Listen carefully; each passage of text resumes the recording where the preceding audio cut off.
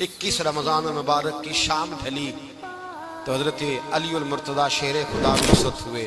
حضرت علی شیر خدا، فجر کا وقت تھا، ہاتھ میں چھڑی پکڑی تھی، 63 سال عمر مبارک تھی، کوفے کی جامع مسجد میں نماز پڑھانے آ رہے تھے۔ ہر دروازے پہ دستک دیتے، اٹھو الصلاۃ خیر من النوم۔ رستے میں حضرت علی لوگوں کو جگاتے جگاتے آئے۔ جب مسجد کوفہ میں پہنچے تو ایک بدبخت خنجر چھپائے کھڑا تھا، اس نے حضرت علی رضی اللہ تعالیٰ عنہ کو خنجر مارا۔ وہ دوستانہ جو 10 سال کی عمر میں شروع ہوا تھا، جب شیر خدا کو خنجر لگا تو پتہ لفظ کیا تھے؟ فزت برب الکعبہ، لوگوں رب کعبہ کی قسم میں کامیاب ہو گیا، میری زندگی دین کے کام آ گئی، میں کامیاب ہو گیا۔ حضرت علی کی داڑھی ساری لہو سے بھر گئی۔ حضرت شیر خدا فرمایا کرتے تھے، ایک دفعہ میں بڑا بیمار ہوا، میرے سے اٹھ کے کھڑا نہیں ہوا جاتا تھا، حضور تیمارداری کرنے آئے تو میں نے کہا یا رسول اللہ پتہ نہیں بچوں گا کہ نہیں۔ حضور نے فرمایا علی نہیں، تو اس وقت دنیا سے جائے گا جب تیری داڑھی لہو سے رنگین ہو جائے گی۔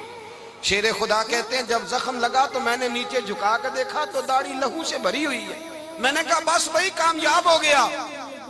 جامع مسجد کوفہ میں مولا علی نے سر سجدے میں رکھا، اور اسلام کی تاریخ کا وہ شخص جس شخص نے اپنی بچپن سے لے کر جوانی، جوانی سے لے کر بڑھاپا، اور جاتے جاتے امام حسن اور حسین کو قریب بلایا اور وصیت کر گئے، بیٹا جینا اسی کا ہے جو دین کے لیے جیے، بیٹا مرنا اسی کا ہے جو دین کے لیے مرے، جس دھج سے کوئی مقتل میں گیا وہ شان سلامت رہتی ہے، یہ جان تو آنی جانی ہے، اس جان کی کوئی بات نہیں۔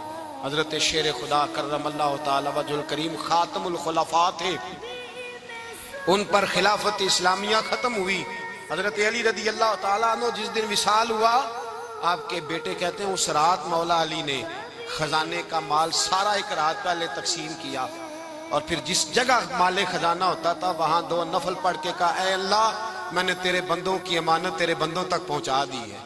زندگی دین کے نام کر کے وہ شیر رخصت ہوئے۔ 21 رمضان المبارک کی شام ڈھلی تو حضرت علی المرتضیٰ شیر خدا رخصت ہوئے۔ صحابہ کہتے ہیں مدینے میں کوہرام مچا، بغداد کی گلیاں سونی ہوئی، کوفے کے لوگ تڑپے، مکے میں بھی لوگوں نے دعائیں مانگی۔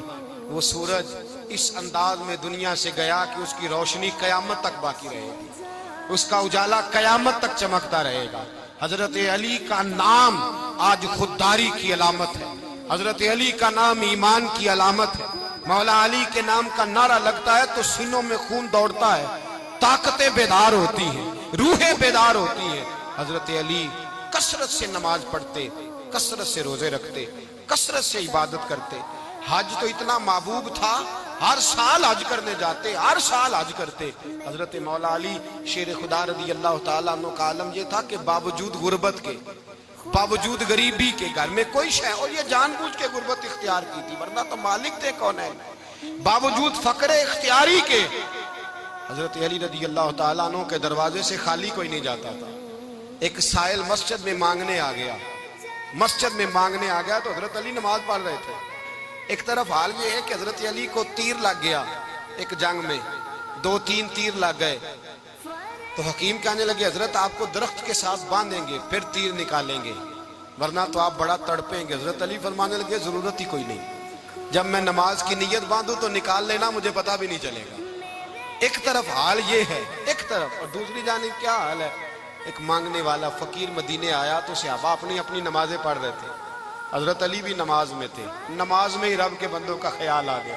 حضور کی حدیث میں نے سنائی تھی نا، نبی پاک فرماتے ہیں میں اللہ کی نماز پڑھ رہا ہوتا ہوں پر بوڑھے کا خیال آتا ہے تو نماز چھوٹی کر دیتا ہوں، بیمار کا خیال آتا ہے تو چھوٹی۔ حضرت علی کہتے ہیں مسجد میں آ کے پکارا تو میں نے سلام بھی پھیرنے کا انتظار نہیں کیا، میرے پاس چاندی کی انگوٹھی تھی، میں نے فوراً اتاری اور نماز کے دوران ہی میں نے اس کی جانب پھینک دی۔